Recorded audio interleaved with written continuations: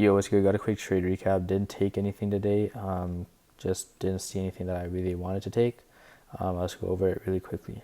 So GBPUSD, this is a restart. 4 hour was bearish going into market open.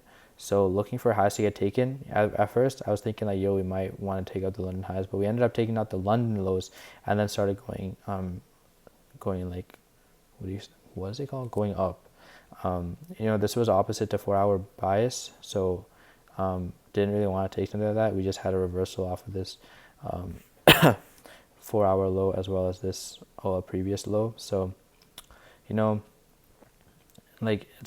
kind of annoying seeing prices go opposite of 4 hour bias, like knowing that this is something I would like to take if the 4 hour bias was opposite, but like I just have to accept it. I guess not following my plan, so I just got to move on and just move on to the next setup.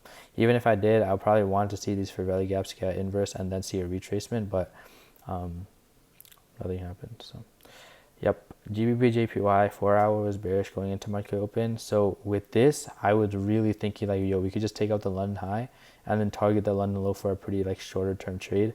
However, this did not happen. It would have been even nicer if it came into the Asian lows or something like that. But no, it didn't happen. We barely took out the London low. What was it? This was 319. This was 320, so it was like 0.001 points lower than the actual London low. So we theoretically took out that low, and we did have a reaction off of that. With that, maybe could have entered short off a break of structure, but again, I want to see all these, and like with all these with all these fair value gaps, I want to see them get inversed. Also, with this low getting taken, didn't really have any context for the trade, and it's a good thing that I didn't enter because I would have gone stop down, and that would have been a losing trade. EUR/USD 4 hour was bullish. We took out the London high right at NY open, so I didn't really find any reason to take a trade. Now, with GBPUSD, this is like an example of kind of an SMT. London lows were taken on GBPUSD. EUR/USD, we did not come into the London lows.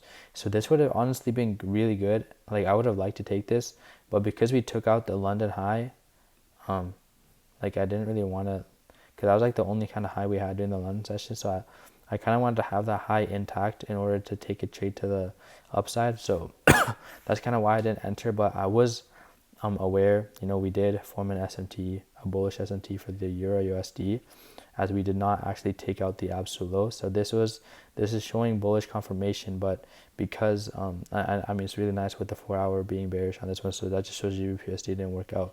But EUR/USD worked out, showing more bullish power, and we ended up fulfilling a bullish bias. However, it's just I didn't want to take this because the London high got taken.